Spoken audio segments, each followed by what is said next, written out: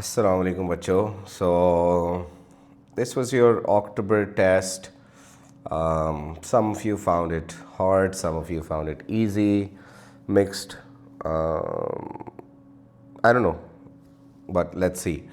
So the first question was find the HCF of P and Q. P and Q दो number दिए हुए थे बेटा. I've told you that to find the HCF if two numbers are given in prime factors, you just take the lower power वाला prime factor from each number. So Q के पास एक ही 2 था तो वो आ जाएगा, and then there's a 3 common and then there's a 5 common. So 2 times 3 times 5, fairly simple. आपका जो पहला क्वेश्चन था उसका HCF was 2 times 3 times 5, ये लिख दो, या 6 times 5 30 लिख दो, because it didn't mention in the question कि उसको as a factor of prime, as a product of prime factors लिखें, या उसको as a full number लिखें, तो mention नहीं किया हुआ था, इसलिए not a problem, you could write it in any form. Okay, then there was lowest common multiple of P, Q and 21. इधर उसने कहा था give your answer as a product of prime factors. So you were bound to write your answer as a product of prime factors. अब बेटा P था 2 cubed times 3 times 5 squared. Q था 2 times 3 squared times 5. And 21, if you prime factorize it, it's simply 3 times 7. Now, if you remember, LCM takes the higher power. और अगर कोई number सिर्फ अगर कोई प्राइम फैक्टर किसी सिर्फ एक नंबर में आ रहा है तो एलसीएम में वो भी जाता है. So LCM takes everything basically. So the LCM would be 2 to the power of 3 because P has 3 2's, so LCM needs to have 3 2's. Then a 3 squared because Q has 2 3's. Q के पास ज़्यादा 3's हैं तो वो LCM में जाएंगे. 5 जिसके पास सबसे ज़्यादा है वो वाले LCM में जाएंगे, सो 5 स्क्वायर जाएगा. एंड 7 एक नंबर में प्रेजेंट है तो LCM में वो भी होना चाहिए. तो lowest common multiple must have all the prime factors of all the numbers. जिनके पास कॉमन है उनमें से फिर देखना है ज़्यादा वाले किसके पास है, राइट. सो ये आंसर था. देन बच्चा we had find the smallest value of smallest integer n such that p times n is a square number. अब बच्चों p उसने दिया आया था, p was 2 cubed times 3 times 5 squared. ठीक है, अब ज़रा गौर करें. If P times n is a square number, if P times n is a square number, then n must have, देखो ये 2 to the power of 3 है. हमने सीखा हुआ है for a number to be a square number all prime factors must have even powers. तो बेटा यहाँ पे एक 2 n के पास होना चाहिए ताकि जब ये 3 2's इस 2 से मल्टीप्लाई होएं तो वो 4 2's हो जाएं and you get a 2 to the power of 4. And then simply another 3 as well because 3 की पावर भी 1 थी. 3 की पावर अगर 1 है तो उसको 3 स्क्वायर्ड बनाने के लिए एक और 3 चाहिए. तो n must be a 2 times 3 which happens to be a 6. So n in this question was simply 6. ठीक है, that was question 1. And we had this question, express 99 as a product of its prime factors. कुछ भी नहीं करना था मेरा बेटा, 99 लिखना था. 3 से डिवाइड कराओ 33 आएगा, फिर 3 से डिवाइड करो 11 आ जाएगा, फिर 11 से डिवाइड कराओ because 11 is a prime number तो 1 आ जाएगा. That's 99 written as a product of its prime factors. तो 3 स्क्वायर टाइम्स 11, ये लिखा होएगा तो नंबर मिल जाएगा, नहीं लिखा होएगा तो नंबर नहीं मिलेगा. ठीक है, उसके बाद ये वाला क्वेश्चन ज़रा देखें. This I think is a question which lot of you found hard. Let's see. So once again, writing the numbers, P is a 2 to the power of n plus 2 times a 3 to the power of n times a 5. Q is 2 to the power of n times 3 to the power of n plus 1 times 5 squared. और बेटा इन सारे numbers का उसने कहा था कि LCM is not R, rather इन सारे numbers का LCM is given as a 2 to the n times a 3 to the n times r. अब बेटा ज़रा ध्यान से देखें. LCM अभी हम बात करके आए हैं कि LCM के पास ज़्यादा वाले प्राइम फैक्टर्स अवेलेबल होने चाहिए, राइट. इन दोनों नंबर्स में से जिसके पास ज़्यादा 2's होंगे LCM में वो जाएगा. And I can see that Q has n number of 2's whereas P has n plus 2 number of 2's, which means clearly P has more 2's. इसके पास n plus 2 number of 2's हैं, इसके पास n number of 2's हैं, तो LCM में तो n plus 2 जाना चाहिए था. इधर जो LCM लिखा हुआ है उसके अंदर खाली 2 to the power of n है. That means the missing two 2's must be present in R. R एक ऐसा नंबर होगा जिसके अंदर ये दो 2's जो मिसिंग हैं वो प्रेजेंट होने चाहिए, because only then the LCM would get a 2 to the power of n plus 2. यहाँ पे दो 2's अवेलेबल होंगे तो LCM में 2 to the power of n plus 2 आएगा. और LCM में 2 to the power of n plus 2 क्यों आना चाहिए? बिकॉज जो हायर पावर ऑफ 2 है वो P के पास थी, which was n plus 2. So LCM must have that. There is no exception to that. तो इसलिए R must be a 2 squared as well as, अब ज़रा गौर से देखें, LCM के पास उन्होंने कहा जी there are n number of 3's, whereas if I look at Q there are n plus 1 number of 3's. P के पास n number of 3's हैं, LCM के पास कम तो नहीं हो सकते, LCM के पास ज़्यादा वाले होने चाहिए. तो अगर 3 to the n यहाँ पे ऑलरेडी लिखा हुआ है और इधर n plus 1 था तो मेरा बेटा एक और 3 भी इधर R के पास आना चाहिए, so that the overall number of 3's in the LCM becomes 3 to the n from here and 1 from here. So R के पास एक 3 भी होना चाहिए. And then इधर Q के पास बेटा दो 5's थे, P के पास एक ही 5 है, LCM में ज़्यादा वाले 5's जाएंगे. इधर LCM में अभी तक उसने कोई 5 नहीं लिखा था तो R के पास दो 5's भी होने चाहिए. This is what R was. I hope you get it. ये नहीं समझ आया तो इसको पीछे जाकर दोबारा से ज़रा सुनो, समझ आ जाएगा. That was the value of R. Now let's look at the next question. ये वाला बेटा it was fairly, I mean, simple. James thinks of a 2-digit number. बेटा 2-digit number है, ठीक है. अब कई बच्चों ने मैंने देखा ये किया हुआ था कि 2-digit number है जी 10 cube. No, that's not a 2-digit number. You are cubing it. That means it's 1000. How is 1000 a 2-digit number? किसने कहा जी 12 cube. नहीं भाई, that's not a 2-digit number. It has to be a 2-digit number, it has to be a cube number, and it has to be an even number at the same time. बेटा तीनों conditions meet हो रही होनी चाहिए same time के ऊपर, तो ऐसा number is 64. It is a cube number, it is an even number, and it is a 2-digit number at the same time. ठीक है. ये अब वो बातें हैं बच्चों जो आपको शुरू में कही थी, I made you write cube numbers up to 10, I made you write square numbers, and I asked you, I requested you to learn them. These are the types of questions where these types of things come in handy. तो वो आप याद कर लें तो आपको इस तरह के क्वेश्चन का मसला नहीं आएगा. Then we have Umar thinks of a 2-digit number once again. It is a factor of 78. अब factor वो नंबर होता है जिससे किसी नंबर को डिवाइड कर सकते हैं. मतलब factor of 78 एक ऐसा नंबर होगा जिससे 78 को you can divide, right? And it is also a prime number. Now when we talk about prime numbers, तो बेटा 2-digit prime numbers जिनसे 78 डिवाइड होता हो बहुत ज़्यादा नहीं है.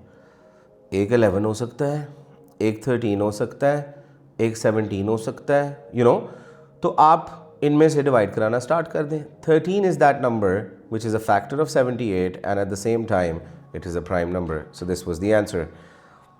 Write down an irrational number between 1 and 2. बेटा इसका मैंने कहा था कि या तो आप कोई 1.24156942 ऐसे कोई डेसिमल नंबर लिखते हैं जिसमें कोई पैटर्न रिपीट नहीं हो रहा और वो एंड भी नहीं हो रहा, या फिर आप एक सर्ड लिखते हैं. If you remember when we studied irrational numbers, we said that any number with a square root on top and that number is not a perfect square, for example square root of 2, square root of 3, square root of 5, square root of 7, all of these are examples of irrational numbers.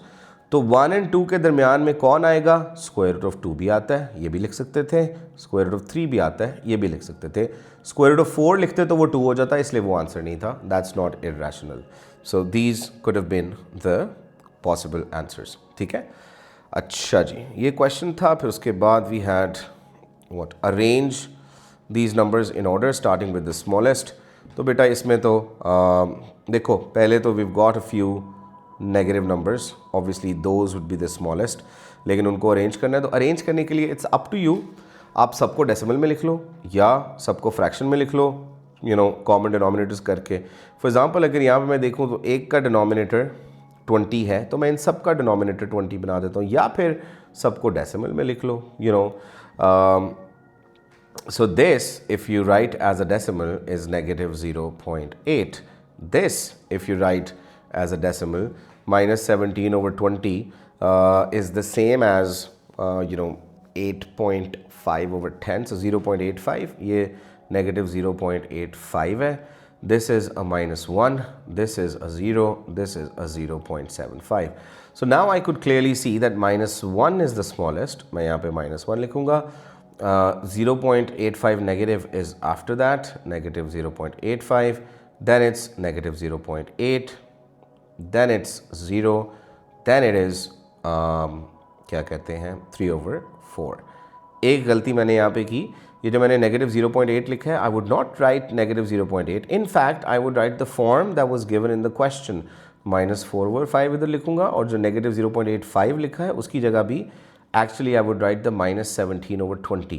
So when we write them as final answers, we have to use the form given in the question, not the one we wrote it in to figure out the actual value. तो ये ध्यान रखना है कि उस form में लिखना है जिस फॉर्म में क्वेश्चन में दिया हुआ था, ठीक है। So ये आंसर्स हैं बेटा, tally them with your answers. I hope you remember them, but चलो just in case. Now we had this, इसमें subject बनाना था बच्चा. We had to make m the subject, yeah. So it was p is equal to k plus m over m. M is present in a fraction and it is present at two separate places. तो मैं इस नीचे वाले m को, you know, this m gets multiplied with this p to become mp is equal to k plus m. अब काफ़ी बच्चों ने ये गलती की कि इस m को इधर अकेला रहने दिया, इस k को उधर ले गए और अपनी तरफ से m को सब्जेक्ट बना दिया. But when we were doing, you know, subject of a formula, it was clearly mentioned that, you know, whatever you're making the subject must not be present on the other side. So what in fact you had to do was bring the other m to this side, keep the k on the other side, and then take the m out common. You'd get p minus 1 and यहाँ पे k आना था, और फिर इसके बाद m जो था वो k over p minus 1 था. This was your final answer, k over p minus 1. Okay, then we had this very basic question. I mean, the fact that you people were allowed a calculator, और तुम लोगों ने अगर calculator से कर लिया है और इसमें भी किसी ने कोई गलती की है तो फिर, you know, that's sad, right? So this would be a simple 16. 216 का cube root is a, sorry, 6 not 16, my bad. And वो नीचे वाले question में 16s लिखे हुए थे, तो I was looking at them. Now, this here, 16 to the power of 1 over 2 minus 16 to the power of 0. Remember that anything to the power of 1 over 2 means square root, and anything to the power of 0 means 1. So we had square root of 16 minus 1, which is a 4, minus 1, which becomes a 3. So the answer here is a 3.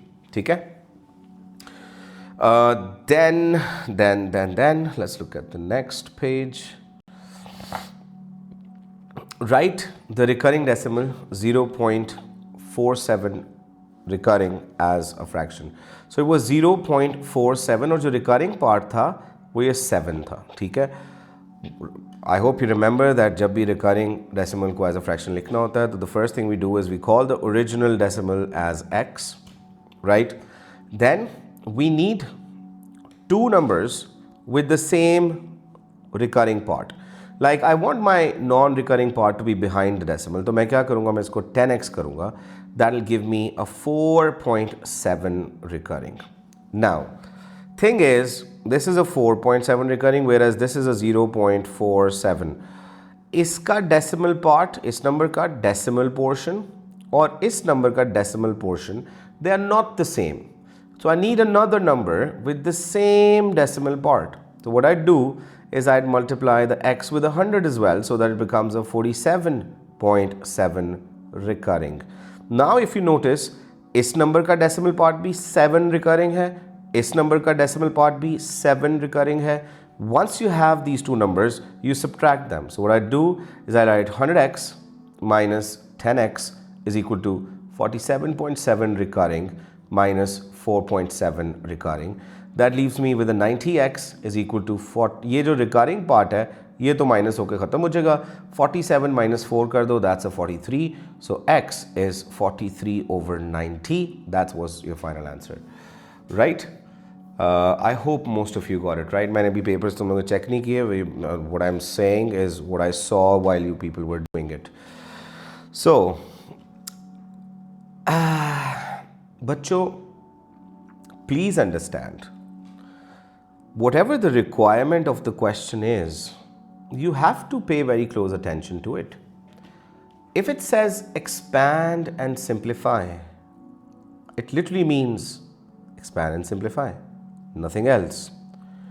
अगर मेरे पास एक bracket है p minus 5, if I have a bracket p minus 5 and a bracket p plus 4, expanding and simplifying simply means कि मैं इन brackets को खोलूँगा, p squared plus 4p minus 5p minus 20 and मैं इसको expand कर दूँगा. So p squared minus p minus 20. That's it. You did not have to do anything else. कोई equal to 0 नहीं था, कोई इसको solve नहीं करना था, कुछ भी नहीं करना था. Number of marks ही देख लिया करो बेटा. एक नंबर का पार्ट था, just 1 mark. So you know you should not be expecting the examiner to give you something that you have to middle term break and find the values of for 1 mark. No, that doesn't happen. कोई equal to 0 नहीं था, तो इसलिए इसमें p की values निकालने की कोशिश करने की कोई ज़रूरत नहीं है.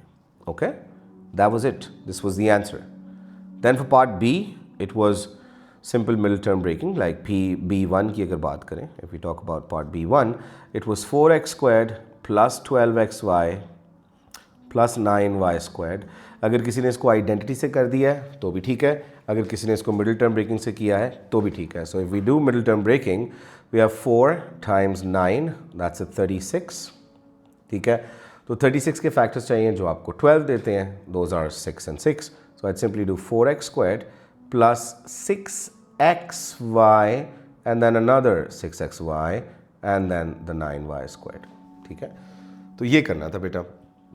इस तरह का एक क्वेश्चन आप अगर गौर करें तो आपकी रिसोर्स पैक में तो बहुत सारे हैं, प्रैक्टिस शीट में भी था. If you did that practice sheet carefully, a lot of these types of problems would have been, you know, covered.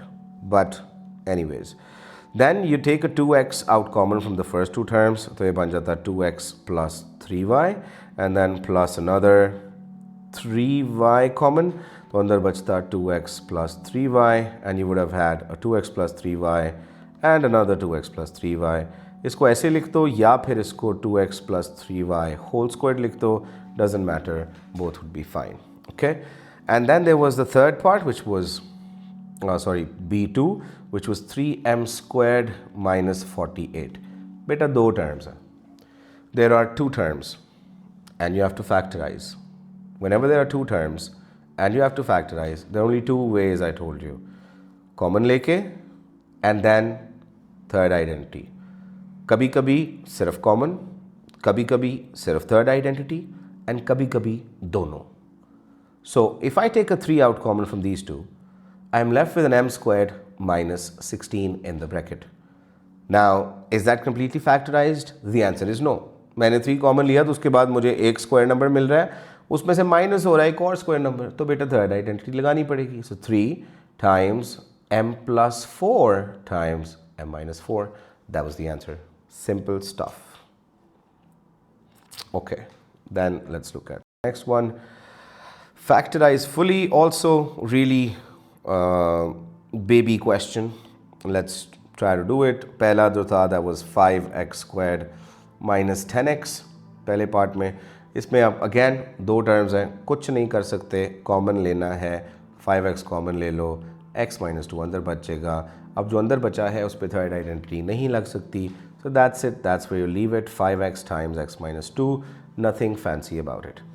Solve the equation. The equation that we need to solve is 3y plus 6 is equal to 7y minus 10. So that gives you, move things around. 10 को इधर ले आते हैं तो 16 बन जाएगा. 7y -3y कर देते हैं. 16 is equal to 4y, y is equal to 4. Simple stuff. ये क्वेश्चन, ये वाला question 3p into p plus 2 is equal to 0, इसको सॉल्व करना था. I was surprised to see so many mistakes. 3p into p plus 2 is equal to 0. दो चीज़ें multiply हो रही हैं और आंसर 0 आ रहा है. इसका मतलब है या तो पहली चीज़ 0 है या फिर दूसरी चीज़ 0 है. So p is either 0 or p is -2. That's it. That's all you had to do. Bracket खोल रहे हैं, 3p स्क्वायर प्लस 6p बना रहे हैं इक्वल टू 0, 6p को उधर लेके जा रहे हैं, पता नहीं क्या क्या कर रहे हैं. It was already factorized for you. This is what you get when you do middle term breaking and factorization. उसने खुद ही करके दे दिया था, एक फैक्टर को इक्वल टू 0 रखें, and this works whenever there is a 0 on the other side. You know, ये हमने सीखा था. So that was it. Really, that was it. P is equal to 0 and P is equal to -2. Then we have, let's see if इसमें कुछ नीचे था. Yeah, by writing each number correct to 1SF, estimate the value of this. बेटा 8.62 को 1SF में लिखना है तो उसको 9 लिखोगे. फिर 2.04 को 1SF में लिखना है. सॉरी 1SF का रहा था मैं, 6SF पता नहीं क्यों बोल रहा हूँ. 9 times 2 squared over 0.3 ये करना था मेरा बेटा. ये बन जाना था 9 times 4 over 0.3. ये बन जाना था मेरा बेटा 36 over 0.3. Now 36 over 3 is a 12.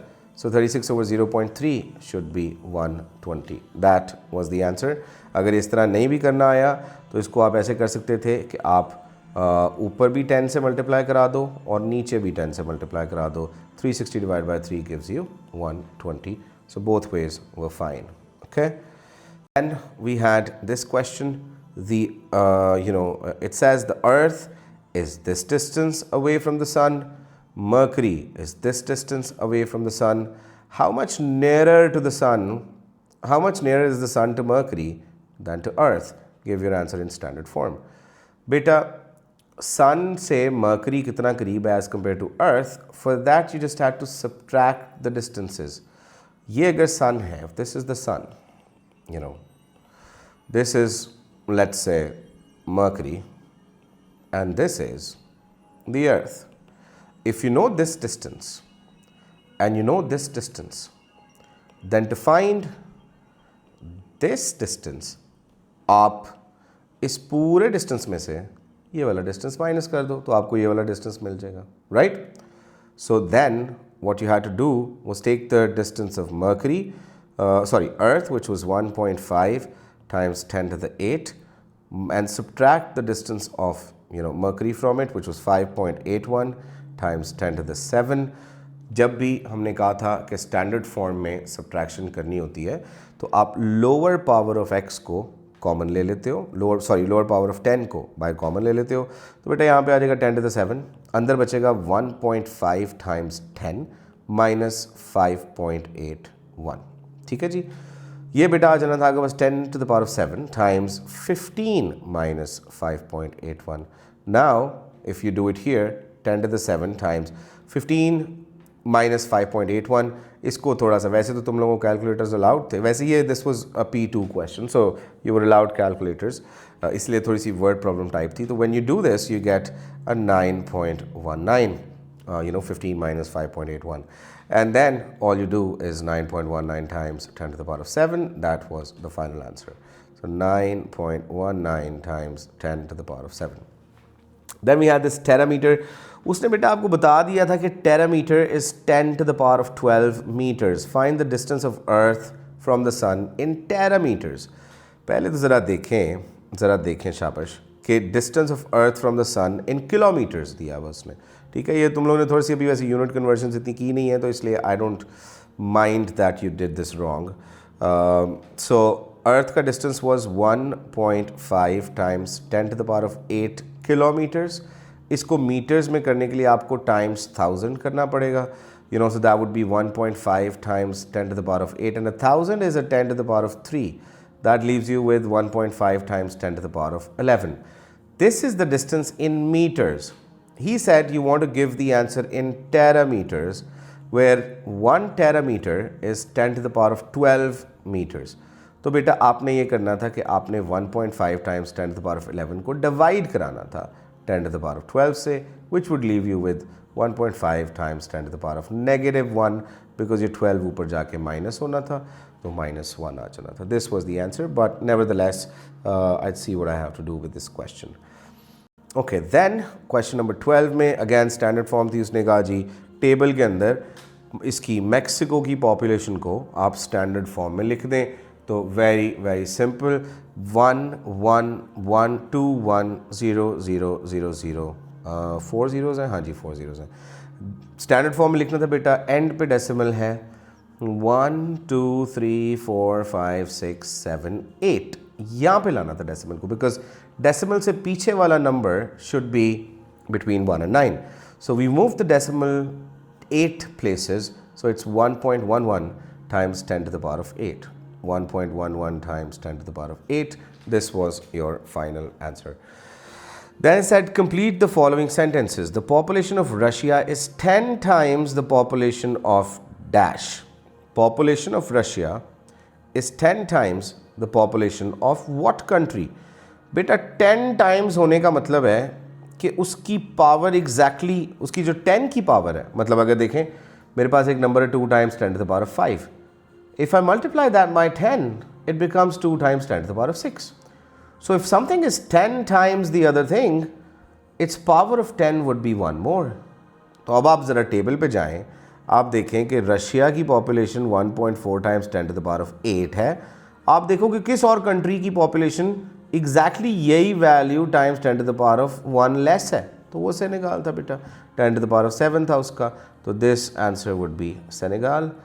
Then the population of dash is 1/5 of the population of Indonesia. अब बेटा जब भी आप किसी चीज़ को 5 से डिवाइड करते हो, जब भी आप किसी चीज़ को 5 से डिवाइड करते हो, it's the double of when you divide it by a 10. What I mean to say is कि अगर मैं किसी for example 3.6 को 10 से डिवाइड करूं तो वो 0.36 बनेगा, लेकिन अगर ये 3.6 को मैं 5 से डिवाइड करूं तो वो इसका डबल बनेगा, दैट बी 0.72. ठीक है. सो नाउ इट्स सेड कि जी population of which country is 1/5 of the population of Indonesia. Indonesia की पॉपुलेशन देखें 2.4 times 10 to the power of 8. 2.4 को अगर 10 से डिवाइड करोगे तो 0.24 बनेगा. ये मैं सिर्फ एक हिंट दे रहा हूँ कि इसमें से निकालना कैसे टेबल से. आपको कैलकुलेट वैसे भी कर सकते थे कि आप 2.4 times 10 to the power of 8 को डिवाइड करवाते 5 से, you know, 2.4 times 10 to the power of 8, divide that by a 5, and when you do all the calculations you get 4.8 times 10 to the power of 7. अब वो calculation कैसे करनी थी? Let's say we were not allowed a calculator and we had to do this, you know, without a calculator. ये जो division ऊपर मैंने लिखी है 2.4 times 10 to the 8 divided by 5, उसके लिए क्या करोगे? 2.4 times 10 to the power of 8 divided by 5. You see we've got tens involved, नीचे 5 है, तो मैं क्या करूँगा, मैं ऊपर भी 2 से मल्टीप्लाई करा दूँगा, मैं नीचे भी 2 से मल्टीप्लाई करा दूँगा. This is just to make the calculation easy, right. What that does is the 2.4 times 2 becomes 4.8. 10 to the power of 8 remains as is. नीचे 5 times 2 becomes 10. This 10 will, you know, reduce this power by 1. ये ऊपर जाके क्योंकि minus हो जाएगा, तो 4.8 times 10 to the 7, ये बेटा आपका आंसर आ जाएगा. इस तरह से भी इसको कैलकुलेट कर सकते थे. ठीक है. तो but since you were allowed a calculator once again, तो आप बेटा इंडोनेशिया की पॉपुलेशन को 5 से डिवाइड करा देते, तो आपको जो आंसर मिलना था that would have been the population of South Korea. So the answer here was South Korea. आगे उसने कहा calculate the difference between the population of South Korea and Senegal. Difference का मतलब होता है बेटा सब्ट्रैक्ट करो। डिफरेंस में मैटर नहीं करता कि आप बड़े नंबर में से छोटा सब्ट्रैक्ट करें या छोटे में से बड़ा, but generally since you want your answer to be positive तो बेटा बड़े वाली वैल्यू में से छोटी वाली वैल्यू माइनस कर दो। साउथ कोरिया और सेनेगल का डिफरेंस चाहिए। South Korea is 4.8 into 10 to the 7, Senegal is 1.4 into 10 to the 7। तो बेटा दोनों को माइनस करना है तो बड़ा वाला पहले लिख लो, 4.8 times 10 to the 7 minus 1.4 times 10 to the 7। इधर 10 टू द 7 और 10 टू द 7 तो सेम है, उसको बेशक बाहर कॉमन ले लो just for the sake of simplicity. 4.8 में से माइनस करना था बेटा 1.4, 4.8 में से 1.4 माइनस करें तो वो बन जाता है 3.4 and times 10 to the 7 comes in as is. That was the final answer. ठीक है, ये था जी question 12। Then we had this question 13, fairly simple। उसने कहा था इन नंबर्स में से एक मल्टीपल ऑफ 3 बता दो। Multiple of 3 was a 12। फिर उसने कहा एक क्यूब नंबर बता दो, दैट वाज 8। प्राइम नंबर बता दो, दैट वाज 5। इरेशनल नंबर बता दो, that was √7। 3.56 is not an irrational number because it ends there. 3.56 यहाँ पे एंड हो गया तो इसकी एक सर्टन वैल्यू है। Irrational numbers do not have an exact value, so √7 was the answer here specifically। ठीक है। Then there was question 14। इसमें भी काफ़ी बच्चे फंसे हुए थे for some reason। बेटा it was 2a squared b to the 5 entire thing over 18 a to the 4 b whole to the power of 1 over 2।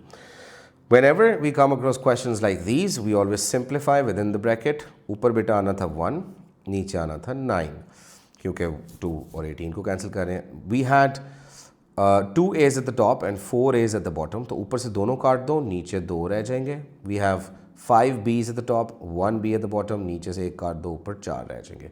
So what are you left with at the top is a simple B to the power of 4 and at the bottom you are left with a 9 and an A squared.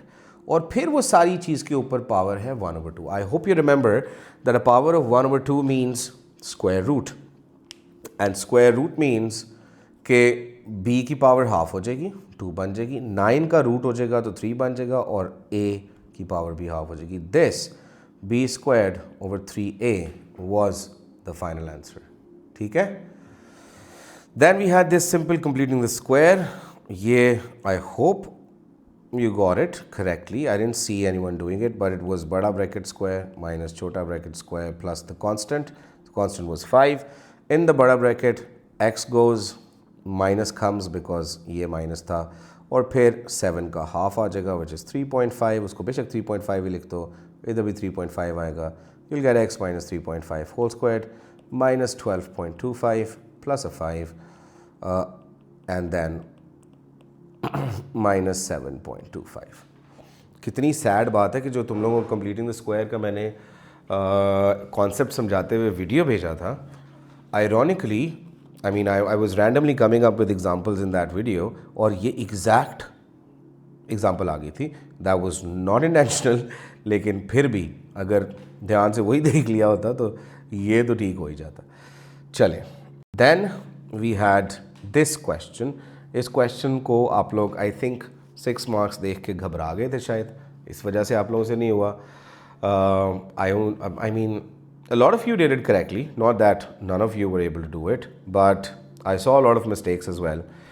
Beta, whenever you have multiple, I mean 2 fractions or 3 fractions being added or subtracted, तो बेटा पहला काम ये करना होता है कि common denominator लेना होता है। यहाँ पे इसको ऐसे लिख दूंगा, this question as it is। Now what I'll do is I'll take my common denominator, so in this case it'll be x plus 3 into x minus 2। ठीक है, x plus 3 और x minus 2। सही है बेटा। जो पहला 2 है उसके साथ x minus 2 मल्टीप्लाई होगा, जो 5 है उसके साथ x plus 3 मल्टीप्लाई होगा, is equal to 1, sorry not 0, is equal to 1। Then I'll expand the numerator, 2x minus 4 plus 5x plus 15, and ये जो बेटा डिनोमिनेटर है, ये जो डिनोमिनेटर है, इसको as it is I'll multiply on the other side। This entire thing as it is gets multiplied on the other side। तो उधर जो 1 था वो लिखने की ज़रूरत नहीं है. You simply have an x+3 and an x-2. 2x plus 5x gives you a 7x, minus 4 plus 15 gives you a positive 11 is equal to, इधर अब इस ब्रैकेट को एक्सपैंड करना है, ये बन जाएगा x squared minus 2x plus 3x minus 6. अब बेटा आपके पास आ जाएगा या सो 7x, और सारा कुछ उधर ले जाएं. अब बच्चे के यहाँ पे कंफ्यूज होते, पता नहीं क्या क्या कर रहे थे. सारा कुछ उधर ले जाइए. चलो पहले 7x plus 11 is equal to x squared, इसको सिंप्लीफाई करके x बना देते हैं और ये 6 आ जाएगा. अब इन दोनों टर्म्स को उधर ले जाओ. See whenever you have a quadratic, x के ऊपर स्क्वायर है ना, जब भी x के ऊपर स्क्वायर होता है it's, and there is an x term as well, इधर भी x टर्म है, it's always favourable for you to have zero on one side. अगर जीरो नहीं है तो सारा कुछ एक साइड पे इकट्ठा करो और जीरो लेके आओ, तो ये जीरो हो जाएगा. एक्स स्क्वायर्ड, ये एक एक्स पहले से पड़ा था, उसमें से 7x आके माइनस होएगा तो माइनस 6x बन जाएगा. -6 पहले से पड़ा था, उसमें से 11 आके माइनस होएगा तो -17 बन जाएगा. So what you have in front of you is actually a simple quadratic equation. X square -6x -17 is equal to 0. इसको सॉल्व करना था. अब इसके अंदर आपका a हो गया 1, b हो गया -6 एंड c हो गया -17. मैंने मिडिल टर्म ब्रेकिंग क्यों नहीं ट्राई की? क्योंकि क्वेश्चन में लिखा हुआ था कि give your answer correct to 2 decimal places. मैंने कहा था कि जब भी answer correct to 2 decimal places लिखा होता है तो that means you shouldn't be trying middle term breaking, क्योंकि वो नहीं होगी. आपको क्वाड्रेटिक फार्मूला लगाना है. अब क्वाड्रेटिक फार्मूला गिवन था -b plus minus b squared -4ac entire thing divided by 2a. -b का मतलब है minus of -6 plus minus square root of -6 पूरे का square -4 times 1 times c was -17 entire thing divided by 2 times 1. This becomes 6 plus minus square root of 36 plus -4 times -17 करोगे तो वो positive 68 बन जाएगा और सारी चीज़ के नीचे 2 है. अच्छा जी, सारी चीज़ के नीचे 2 है.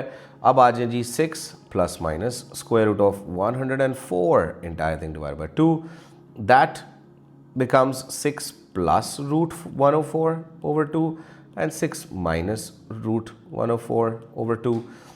पहला वाला आंसर निकालेंगे तो बेटा वो बनेगा 6 प्लस 10.198 डिवाइडेड बाई 2 और दूसरा वाला 6 माइनस 10.198 डिवाइडेड बाई 2.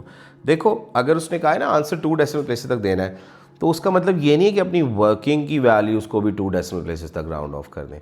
अपनी वर्किंग की वैल्यूज़ को आपने एज एक्यूरेट एज पॉसिबल रखना है. तो मैं यहाँ पे 3 डेसिमल या 4 डेसिमल प्लेसेस तक इवन बेटर रखूँगा, या फिर best is that I do 6 plus root 104 on my calculator and directly divide the answer by 2. ये बेशक ना लिखें, सिर्फ यहाँ से डायरेक्ट आंसर पे आ जाएं तो वो मोस्ट एक्यूरेट आंसर होएगा. ठीक है, that would be the most accurate answer. अब ज़रा देख लेते हैं जी इसका आंसर सिंप्लीफाई करके सारा कुछ करके. बेटा ये 8.10 बनता है और ये -2.10 बनता है. कैलकुलेटर पे जब आप करेंगे तो आपको 8.09 आगे समथिंग मिल रहा होगा, तो ये 9 की वजह से ये 1 बन जाएगा, तो उसको फिर 0 कर देंगे. और दूसरे वाले में भी -2.09 आगे समथिंग बन रहा होगा. तो इधर भी एक्चुअली जो नंबर था आई थिंक दैट वाज 8 और 9, तो इस 8 की वजह से ये 9 भी राउंड अप होगा और इस 9 की वजह से ये 1 बन जाएगा. That's why the answers were these. अब अगर इसमें आपने 6 मार्क्स में ये दिखा दिया था, सिंगल फ्रैक्शन ठीक तरह लिख दी थी, ये इक्वेशन बना दी थी, ये इक्वेशन तक अगर ये इक्वेशन ठीक से बना दी थी तो 3 मार्क्स आपको मिल जाएंगे उसके. फिर आगे क्वाड्रेटिक फार्मूला लगाने के 3 मार्क्स. तो depends on what you did, you know, आपको मार्क्स मिलेंगे. तो will see what was there. So this was your paper. Tally कर लेना अपने आंसर्स, याद ही होएगा आप लोगों को क्या क्या किया था. बाकी when I check them I will give them back to you so you can see what you did. Okay, thank you.